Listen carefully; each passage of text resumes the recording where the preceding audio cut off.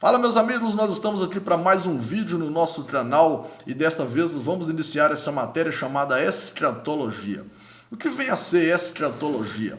Escatologia nada mais é do que o ensino ou o tratado, os estudos sobre as últimas coisas, pois o prefixo escato significa últimos e logia é estudo ou tratado. Então, escatologia, em um sentido de definição, é o estudo ou tratado a respeito das últimas coisas. E quando nós falamos sobre escatologia bíblica, nós nos atemos aos ensinos bíblicos com relação ao futuro, ou seja, com relação àquilo que irá acontecer. Quando nós olhamos, queridos, para a filosofia, nós percebemos que a filosofia ela teve a sua contribuição também no sentido escatológico. Porque antes de Cristo, Sócrates, ele que viveu alguns séculos antes, ele já ensinava sobre essa questão da vida pós-morte. Tanto é que o seu aluno, Platão, ele já ensinava em larga escala no seu tempo a respeito da imortalidade da alma. Então a filosofia também deixou a sua contribuição em relação à escatologia. Quando nós olhamos também para a questão religiosa, nós percebemos que todas as religiões existentes, elas têm sua escatologia, pois todos os povos que acreditam que o mundo teve um início e também terá um fim, tem e pode ter uma escatologia. Mas, quando a gente fala de escatologia, a gente pensa logo no arrebatamento da igreja. Na verdade, a palavra arrebatamento não consta nos originais do Novo Testamento, não se consta. A palavra que nós vamos achar é raptare. Na verdade, tem o mesmo sentido, pois raptare é tirar com muita força de um lugar para outro, certo? Então tem o mesmo sentido da palavra arrebatamento.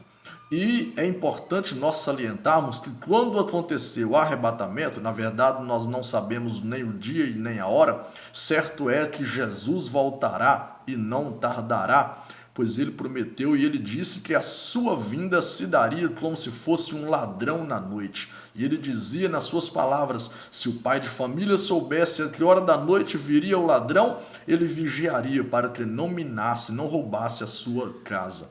Então todos que esperam, todos que aguardam o raptare, ou seja, o arrebatamento da igreja, a parúzia, todos que aguardam esse evento têm que estarem preparados. Enfim, quando acontecer o arrebatamento, vai acontecer pelo menos 4 alegrias, 4 coisas interessantíssimas. Primeiro é que as pessoas que estiverem preparadas neste momento, segundo o ensinamento bíblico, verão o noivo descer. Assim como está registrado em Mateus capítulo 25, versículo 6, que diz que à meia-noite ouviu-se o clamor, aí vem o noivo. Então, a primeira alegria do arrebatamento é a alegria do noivo que desce. A segunda alegria interessante que vai acontecer é a alegria da própria noiva subindo, ou seja, a noiva, a igreja, a noiva do Cordeiro. Ela preparada, ela irá estar subindo para encontrar-se com o noivo. E é interessante porque muitas pessoas hoje estão preocupadas em se preparar. Na verdade, a noiva não tem que se preparar, ela tem que estar preparada para este evento. Pois lá no livro de Salmo 45, versículo 13, por exemplo, de forma explícita, está registrado lá que a noiva ela não está preparando, ela está preparada, já está ataviada com vestes resplandecentes para ir ao encontro do seu noivo. Enfim, nós precisamos estar realmente preparados para este dia tão maravilhoso.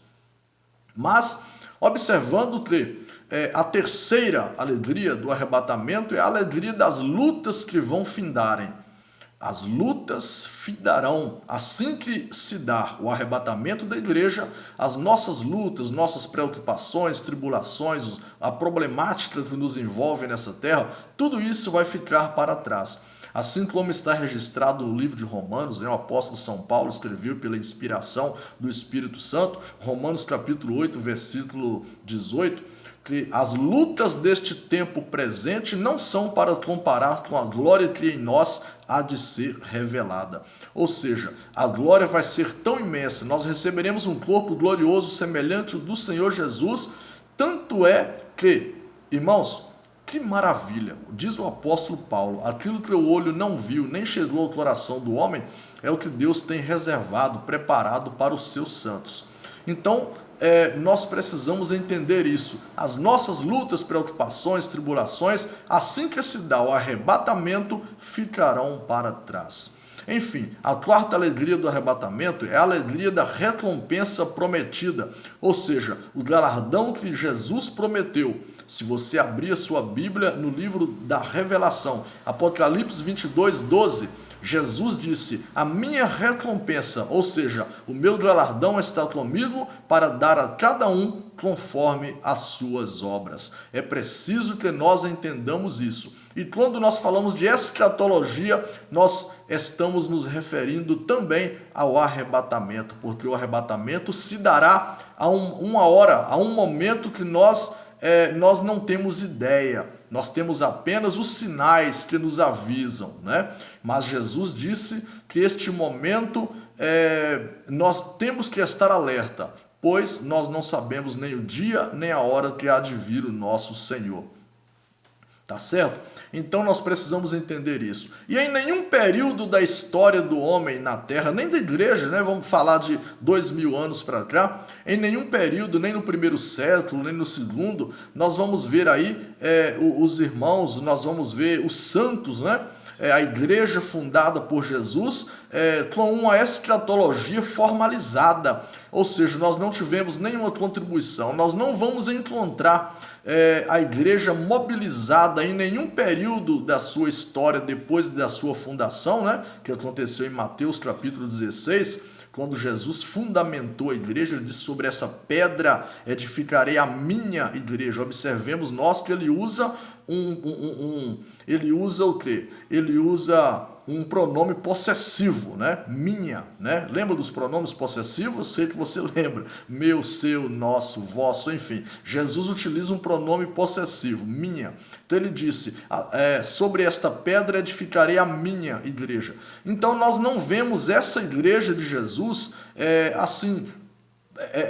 mobilizada para um estudo escatológico na história, mesmo sabendo que Jesus falou muito sobre sua volta, que, enfim, eles sabiam que Jesus voltaria, mas a igreja, eu até entendo, né? Nós que somos estudiosos da palavra do Senhor, entendemos que a preocupação do primeiro século, do segundo, do terceiro, ou seja, quando a igreja estava no seu nascedouro, era ganhar almas para o reino de Deus. Eu acho até que é essa a justificativa mais plausível para eles não estarem mobilizados pensando em escatologia. Na verdade, eles estavam ocupados em ampliar o evangelho, em levar o ide, né? Em cumprir o ide do Senhor Jesus, quando disse, ide por todo mundo, pregai o evangelho a toda criatura.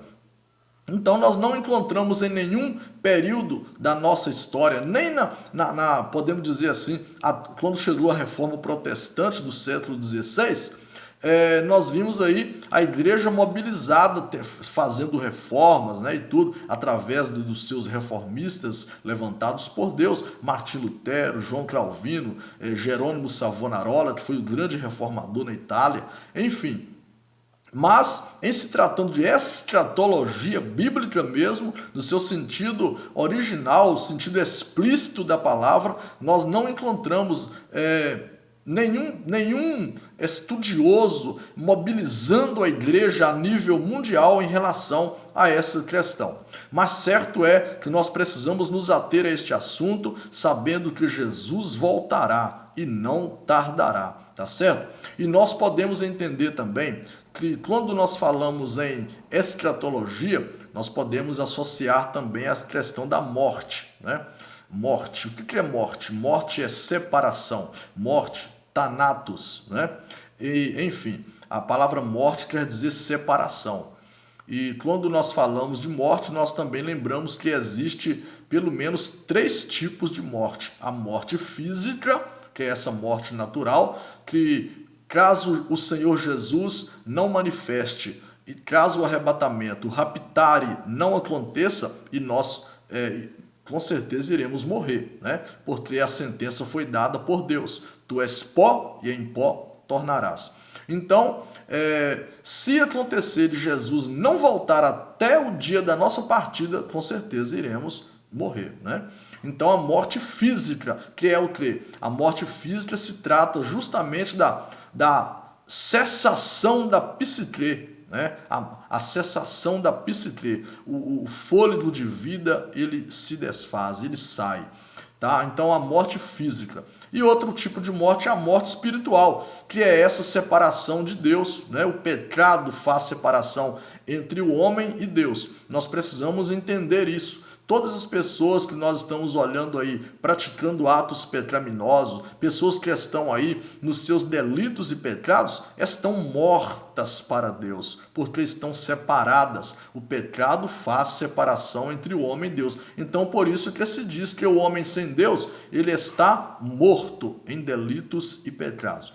Mas, enfim, existe um outro tipo de morte, que a Bíblia chama de segunda morte, ou seja, a morte eterna, que é a separação eterna de Deus. Então, queridos, quando nós falamos de escatologia, nós também temos que pensar na palavra morte, porque a morte, ela também prefaz, a morte, ela também prefigura, a morte está relacionada com o futuro das pessoas, tá certo? A morte está relacionada com o futuro das pessoas, pois todos nós, aliás, existe até um pensamento aí, muita gente costuma dizer que a única certeza que nós temos é que nós vamos morrer, tá certo? Então a morte, ela está relacionada com o futuro das pessoas, e tudo que está relacionado ao futuro dos homens, nós podemos dizer que tem aí um QI de escatologia. Portanto, meus amados, meus queridos, vamos estar parando por aqui e depois voltaremos com a continuação dessa aula, mas a princípio você já pode ficar sabendo que nós temos contribuição para a escatologia tanto na filosofia quanto na religião. Nós, quando falamos de escatologia, também falamos da parúzia, né? ou parousia, da forma que você quiser explicar, conversar, né? na língua portuguesa, que é o arrebatamento da igreja, que é o raptare, né? que nós estamos falando, e também essa questão da morte, que está intrinsecamente ligada, voltada para o futuro das pessoas, tá certo? Então que Deus nos abençoe e continuaremos esse assunto no próximo vídeo.